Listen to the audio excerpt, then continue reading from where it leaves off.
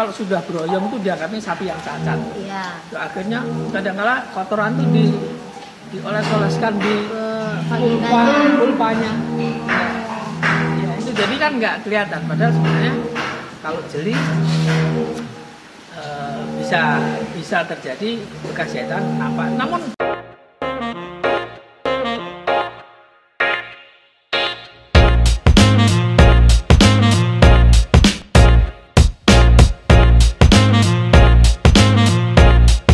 gimana beli di SR Jaya? buat SR Jaya ini udah tahun kedua aku beli SR Jaya. Iki sapiku, Indi sapimu.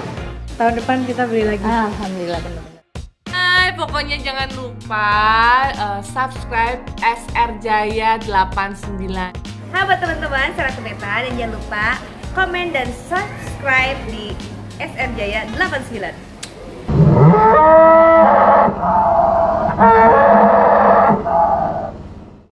Kembali lagi di YouTube channel SR Jaya, masih sama Dr. Win, masih mau nanya seputar sapi betina. Nah sekarang kita nanya tentang sapi yang beroyong, Dok. Sapi beroyong itu apa, Dok?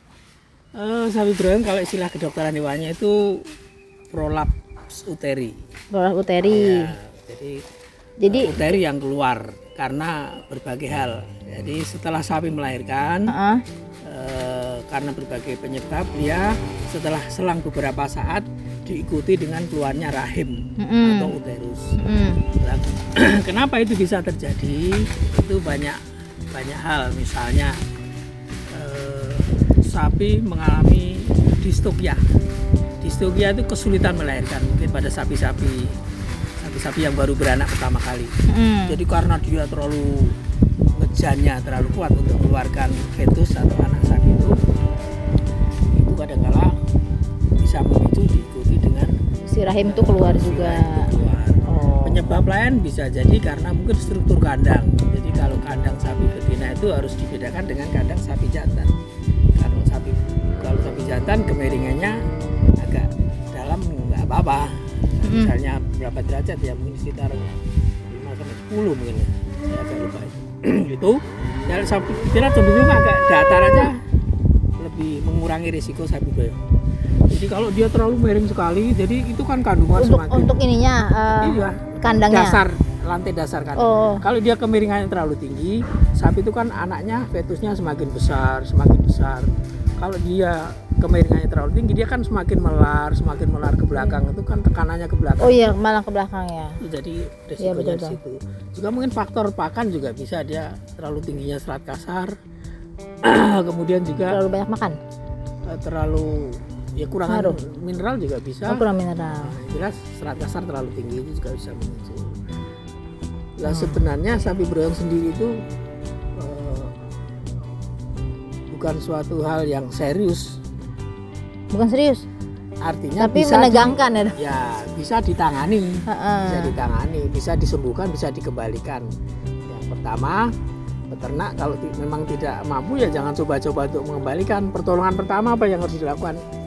Kalau sapi itu terjadi prolapsus, uterusnya keluar, rahimnya keluar terakhir, dia harus cari terpal, dikasih alas karena kandang kan jarang yang bersih. Iya benar-benar. Yang terpal yang bersih, kemudian kalau perlu dicuci, bersihkan dulu pakai sabun Lifebuoy yang antiseptik itu, terus nanti cari anduk, dialasi anduk. Yang untuk si rahim itu ya, biar tidak terjadi kering. Nah, setelah itu manggil petugas. Nah, pengalaman kami berkali-kali, bukan hanya sekali dua kali, ratusan kali menolong sapi beroyong itu ya 90% keberhasilannya ada. Jadi kalau sapi beroyong itu untuk mengembalikan uterus yang keluar itu kan berbagai macam posisi. Kadang-kala sapi itu posisi berdiri, itu mungkin lebih mudah, tapi sering sapi itu tidak mau berdiri karena dia ngelekar ya istilahnya, ngelekar. Itu saya biasanya secara naluri saya cari cara. Jadi saya cari alas, mungkin batang pisang atau apa, itu saya ganjel di pantatnya, itu otomatis dia kan agak meninggi. Jadi tekanannya agak ngurang. Kita bersihkan, cuci pakai bilas, pakai antiseptik, kita kembalikan. Terus kita jahit. kita terus sontek, kasih antibiotik segala macam lah. Nanti jahitan itu ya tergantung kapan mau diambil, tapi saya biasanya rata-rata 10 hari sampai Baru itu dicabut dilepasin, lagi. ya. Setelah uterus itu mengendor, ya, tekanan tidak ada lagi.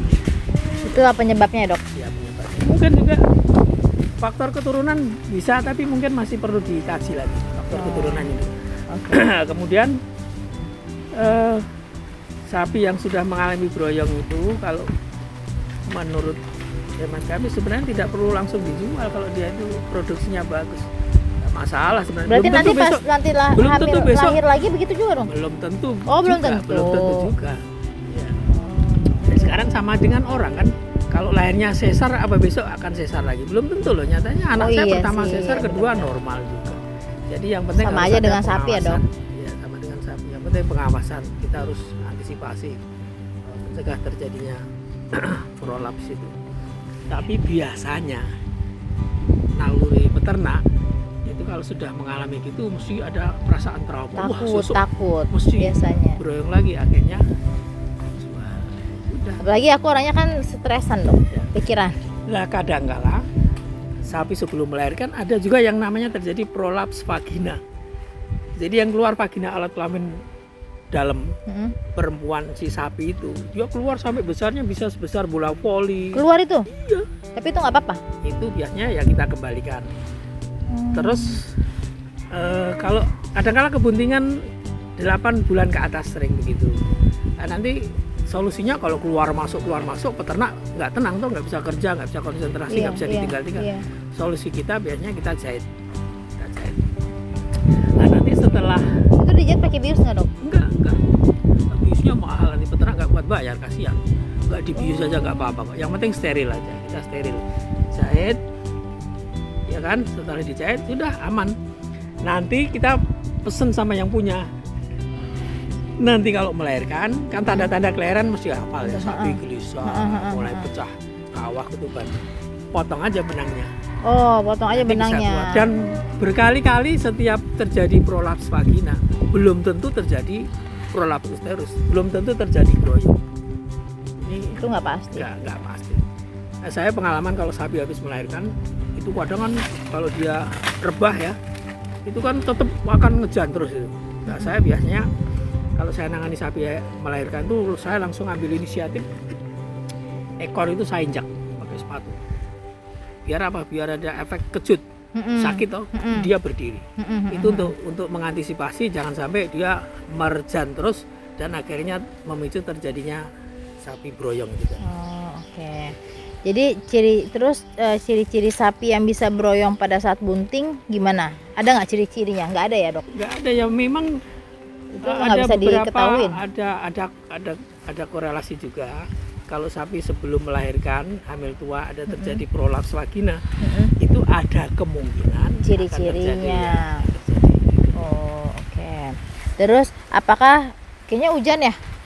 Nah guys, jadi karena hujan tiba-tiba datang ya, lumayan deras hujannya, jadi kita pindah spot dulu karena tadi itu udah enak banget spotnya tuh, udah bisa ngopi, bisa makan pisang goreng sambil ngejemur betina dan ngejemur sapi. Jadi sekarang kita pindah spot dulu sambil nunggu si Pak Dokter lagi nyuntikin sapi. Kita masih banyak pertanyaan yang mau kita tanyain sama dokter. Kita samperin aja Pak Dokternya. Dok, kita lanjut ya dok, karena tadi kan tuh berhubung hujan, kita duduk di sini aja. Tadi kan pertanyaan ciri-ciri sapi yang bisa broyong pada saat bunting tadi udah ya dok. Terus apa penyebab sapi bisa broyong itu juga udah. Apakah sapi broyong masih bisa diperanakan lagi atau digemukkan saja untuk dijadikan pedaging? Bisa. Bisa. Bisa. Jadi masih bisa diperanakin. Masih bisa, tidak ada masalah. Tidak ada Bisa, masalah. dok? Iya. Oh. Jadi walaupun pernah broyong, nggak apa-apa, nggak masalah. Nggak ada masalah kalau untuk dijadiin. Iya. Tapi apa bagusnya Orang diperanakin disesar lagi? aja, sesar aja beranak lagi nggak masalah kok. Sapi kan ada yang disesar. Kalau dia kesulitan melahirkan, atau dia itu kan beberapa dokter sudah melakukan bedah sesar, sama dengan manusia. Oh, Ya tetap berarti dibiarkan. hampir sama ya. Hampir sama. Jadi bagusnya diperanakin lagi atau dijadikan pedaging? Kalau saya yang miara, kalau sapi itu bagus dan birainya gampang gampang bunting. Kenapa tidak? Kalau saya yang punya. Cuman kadang kalau kita ngasih masukan ke peternak itu, apakah mereka mau? Kadang-kadang mereka ada trauma, ketakutan, Iya, takutnya betul. begitu ya. Itu begitu lagi. ya. Karena kan orang beda-beda ya dok. Iya. Apalagi orangnya gampang pikiran apa segala macam ya. Oke. Ciri-ciri sapi yang sudah pernah broyong kayak gimana dok? Sebenarnya kalau dilihat dari luar itu sangat sulit. Itu sangat sulit. Sangat sulit. Karena apa? Karena bekas jahitan itu bisa jadi tidak kelihatan nanti, tidak kelihatan. Dan kalau dijual di pasaran, Nggak kelihatan juga. bakul kadang pinter, peternak nggak tahu kalau sapi itu pernah broyong. Karena kalau sudah broyong itu dianggapnya sapi yang cacat. Iya. Itu akhirnya kadang-kala kotoran tuh dioles-oleskan di pulpanya. Ya, itu jadi kan nggak kelihatan. Padahal sebenarnya kalau jeli bisa terjadi bekas jahitan nampak. Namun banyak juga yang nggak kelihatan. Apalagi jenis pulpanya itu yang warnanya gelap. Itu biasanya nggak Itu kelihatan. nggak pasti nggak kelihatan. Oh. Makanya dokter menyarankan untuk beli kalau mau diperanakin yaitu yang Cenderung loro sapi itu. darah. Sapi darah. Nah gitu guys. Jadi kalian harus hati-hati milih dan teliti untuk milih sapi betina yang kalau kalian memang mau peranakin lagi. Ketiga dok, untuk kandang dok, bagus rata atau miring untuk betina? Bagus rata dong ya dok. Ya harus rata. Tadi dokter jelasin ya, tadi sempat jelasin Terlalu tingginya jangan terlalu tapi miring sedikit nggak apa-apa lah. Berapa derajat lah kira-kira? Mungkin sekitar di bawah 5 derajat. Di bawah 5 derajat. Depannya apa belakangnya? Belakangnya, miringnya jangan lebih dari 5 derajat. Oke. Terus ciri-ciri betina yang sudah tidak produktif atau majer, jadi dia nggak bisa hamil lagi, itu ciri-cirinya apa? Yang jelas mager atau mandul ya, itu bukan masalah umur, tapi bisa jadi baru beranak sekali mager juga bisa, mungkin karena gangguan reproduksi. Tapi biasanya kalau sapi Majer. sudah tua itu biasanya ya otomatis reproduksinya kan sudah berkurang sama dengan orang. Ya tapi makanya tergantung sapinya. Terus Jadi kalau dilihat kasat mata nggak kelihatan dong? nggak kelihatan. Nggak bakal tahu ya? Tapi kalau misalnya gangguan reproduksi ya diobati dulu. Kan majer kan bisa penyebabnya macam-macam. Mungkin juga karena kebanyakan lemak. Jadi sapi betina makanya saya bilang perlakuan memberi pakan sapi jantan dan betina harus kalau terlalu gemuk ya. Sebenarnya kan lemaknya terlalu banyak kan. Terlalu kurus juga nggak didain karena gizinya buruk. Ya. Makanya saya sering lihat dok, sapi-sapi kurus tuh betina kebanyakan tulang iganya kelihatan. Sebenarnya kalau masih kelihatan 1 atau mungkin ya 2 itu masih batas standar. Tapi kalau penuh semua malah justru tanda tanya, sapi ini kejemuan. Jadi nggak masalah kelihatan tulang iga Itu nggak masalah. 2 belakang itu nggak masalah. Tapi kalau untuk sapi jantan bermasalah ya dok, Iya. karena kita nyari buat daging. Terus di Indonesia ada berapa jenis atau straw calon bibitan sapi? Berapa jenis Yang jelas calon bibitan sapi? setro ya calon bibit sapi itu kan ada yang dari luar negeri, impor ada yang dalam negeri. Dalam negeri itu produksi pemerintah, jadi ada balai induk benih itu di Lembang ada, di Jawa Barat, di Singosari ada Jawa Timur, kemudian di Ungaran ada Jawa Tengah, di Jogja ada di Sleman. Ya, itu contoh beberapa. Jadi pemerintah itu menyediakan bibit-bibit unggul. Mulai dari jenis sapinya ada dari sapi simental ada, yang diambil spermanya, semennya itu. Sapi limosin ada, sapi Brahman ada, sapi PO ada, sapi angus ada. Bukan hanya sapi, jenis kambing pun banyak, kambing PE, kambing jadi nggak sur, masuk sapi aja. kambing Garut, domba Etawa. Garut, etawa, PE, ada semua. Jadi balai induk benih itu dia memproduksi semen yang dalam bentuk straw itu dari berbagai macam jenis binatang, termasuk kerbau ada, kemudian domba juga ada, Pokoknya semua semua macam yang binatang. diternakkan. Oh, cuma diternakan. Oke. Ternakan. Itu ada semua. Masyarakat tinggal memilih mana yang juga. Cuman pemerintah khususnya dinas yang di Gunung Kidul cenderung untuk mengembangkan sapi putih kalau untuk kelompok ternak. Kalau saya kan taunya cuma ada 5 dok, Limosin, Simental, PO, Brahma, sama Angus. Itu emang itu ya dok ya? Ya banyak kan gitu. Tapi ada sapi Madura ada. Oh iya, Iya, sapi Bali. Madura ada, sapi Bali ada, sapi Aceh pun ada. Oh beda lagi. Ada, berarti ya. tuh. Semua perusahaan pembibitan ada semua. Kan sapi-sapi lokal juga dikembangkan. Tapi yang sapi untuk bagus sampai tonase itu lebih baik Ya, apa? ya, Itu dong. memang Sapi mana memang nih? yang menjadi idaman semua petani itu ya simental sama Simental limosin. sama Limosin, dia itu aja dok ya. Padahal sebenarnya Brahma juga besar loh, dan punya nilai jual yang lumayan tinggi loh. Iya. Kemarin saya juga punya dok, tapi udah laku. Itu beratnya 1005. Itu 2 tahun lalu, enggak dong, 2019 lakunya. Biasanya sapi-sapi yang dipakai untuk diambil spermanya itu di sapi yang besar, bobotnya antara 900 sampai 1 ton lebih.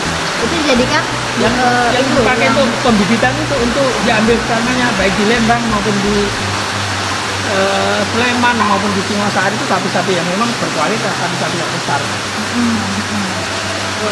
Kalau Belgian Blue dan sapi Wagyu udah ada belum dok Di idenya? Belgian Blue itu menurut informasi sebenarnya tahun ini mau launching dari Lembang. Yang Belgian Blue. Ya. Oh. Cuman karena ada pandemi corona akhirnya dananya dialihkan dan launchingnya di Sunda. Tapi Departemen Pertanian sudah mulai mengembangkan lewat di Lembang.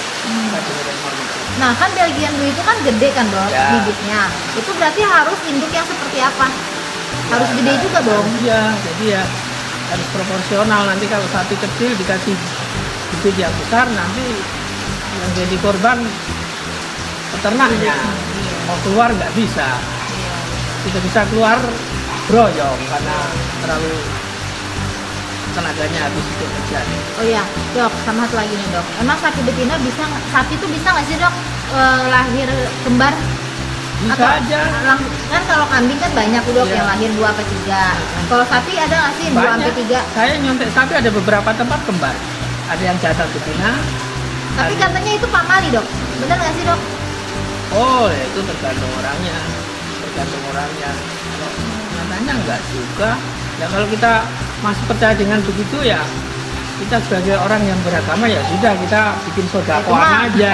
Ya itu mah tahun tergantung ajar. ya dok ya. Iya, sodakoan ke Malah- tetangga-tetangga. iya. Malah Ini kan karena kalau- anak beranak kembar saya Iya, benar. minta doa restunya agar diberi keselamatan. Itu sudah cukup ya. Malah kalau Malah kembar kalau bisa malah bikin bagus. kembar. Iya malah lebih banyak lagi cuannya. Kalau misalnya sekarang model embrio transfer tuh kalau bisa dibikin kembar mungkin nggak apa-apa.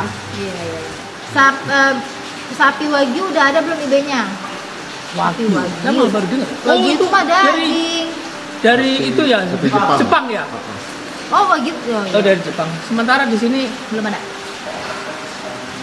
baru kan ada saya dosen juga itu dokter Agung itu yang ke Jepang itu berkali-kali itu. Mungkin bisa jadi nyampe di sini. Karena dia itu cepat sekali. Ya tahu. Perkembangannya cepat dan dagingnya kualitasnya bagus. Ya. Saya pernah baca di apa itu di grup WA bagian reproduksi itu ya itu sapi dari Jepang aja. Tapi sampai saat ini baru sebatas mendengar, belum ada bibitnya yang. Tapi lama-lama saya kira bisa masuk. Itu udah masuk ya ke Indonesia ya? Sapinya. Saya kurang tahu persis. Jadi kalau saya jawab, coba nanti saya tanya informasi selanjutnya. Tapi sapinya hitam ya kalau nggak salah itu. Iya. Sapinya hitam dan padat dagingnya. Gede banget tuh. Ya. Udah kan? Oke. Oke, selesai sudah teman-teman. Kita tanya jawabnya sama dokter. Kalau kamu ada yang mau ditanyain boleh di kolom komentar. Komen aja di sana. Jangan lupa di subscribe, komen, like, sama share ya. Dok, apa pesan-pesannya dok buat teman-teman ini dok peternak dok yang mau memulai dok Memulai usaha begini? Iya, dia masih bingung dok. Saya kira modal besar tidak cukup untuk menjadi seorang peternak sapi. Ya, betul. Harus menguasai dulu ilmu beternak sapi. Ya, nggak mesti modal dulu ya, Dok? Ya, modal tuh bisa dicari dengan berbagai cara, tapi kita harus belajar dulu manajemen beternak sapi potong yang Cara-cara benar, yang baik. Karena apa? Karena usaha ini kan jangka panjang kalau sapi, bukan jangka pendek, dan banyak faktor yang saling mempengaruhi. Misalnya bikin kandang kalau strukturnya nggak bener ya sudah masalah ya kan? Kemudian pengetahuan kita tentang pakan harus kita pelajari, pengetahuan bagaimana mengelola kotoran biar tidak mencemari lingkungan termasuk sapinya. Kemudian juga soal kesehatan juga harus diutamakan itu. ya. Sebenarnya miara sapi dengan miara ayam mungkin bisa dibilang hampir sama. Cuman Tapi kalau- lebih sulit ayam katanya. Dok. ya, tapi kan kita sebenarnya harus pakai program, pakai pedoman. Termasuk sebenarnya penyakit itu pintu gerbangnya kan cacingan aja. Iya. Sapi itu kan cacing itu yang jadi pintu gerbang. Bahaya itu. Ya subklinis, gejalanya nggak ada, tapi daya tahannya kurang kuat, pertumbuhannya kurang bagus. Jadi obat cacing itu menjadi hal yang kebutuhan utama. Jadi program obat cacing kalau berjalan ya paling nggak 4-5 bulan sekali harus obat cacing. Itu Dan mandiri. jangan takut untuk mulai ya, Dok. Jangan takut untuk Jangan takut untuk mulai. Karena apa? Satu aja juga udah Yang bagus. perlu diingat bahwa untuk mencapai swasembada daging itu masih jauh dari harapan. Jadi peluang untuk usaha di sapi itu masih Banyak. terbuka sekali, Iya. masih besar sekali. besar. Iya. Gitu guys, itu pesan-pesan dari Dr. Win. Oke, kalau begitu kita lanjut di video-video selanjutnya ya. Assalamualaikum warahmatullahi wabarakatuh. Salam hangat, salam sehat semua. Dok, Oke, sampai ketemu lagi.